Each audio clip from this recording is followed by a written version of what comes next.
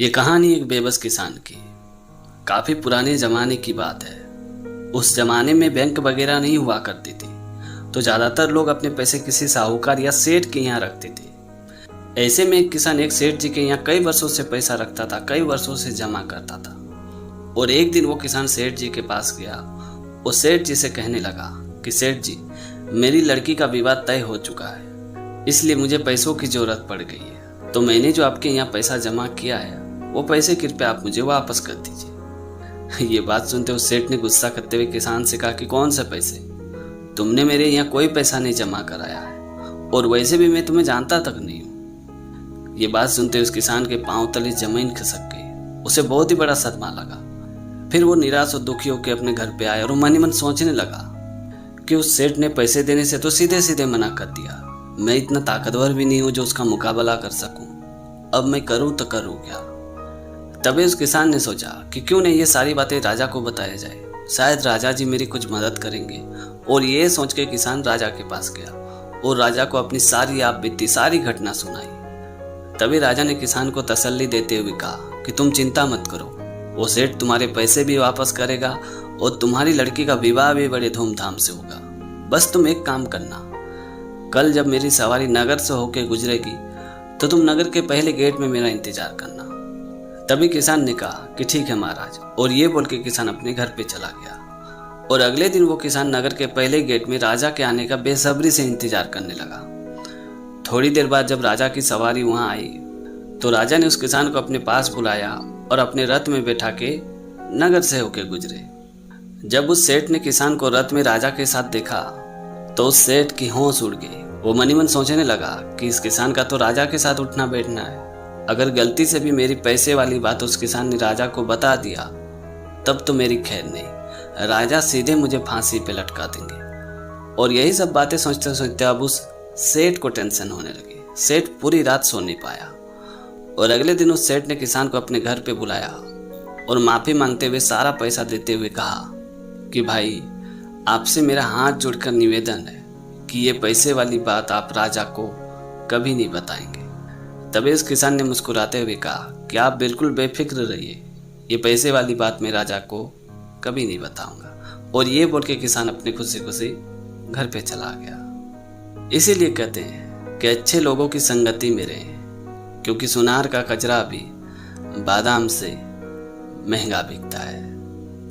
तो दोस्तों, छोटी सी कहानी में ये सिखाती है कि जैसी संगत वैसी रंगत, यानी आप जिस माहौल में रहते हो उस माहौल में आप ढल जाओगे।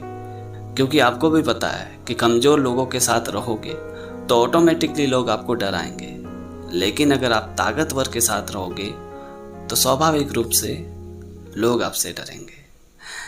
ये कहानी एक मूर्तिकार की। एक मूर्तिकार बहुत ही शानदार मूर्तियाँ बनाता था। वो अगर किसी इंसान की मूर्ति बना दे तो पता ही नहीं चलता था कि मूर्ति कौन सा है और इंसान कौन सा। वो मूर्तिकार उस राज्य में ही नहीं बल्कि दूसरे राज्य में भी बहुत ही प्रसिद्ध था।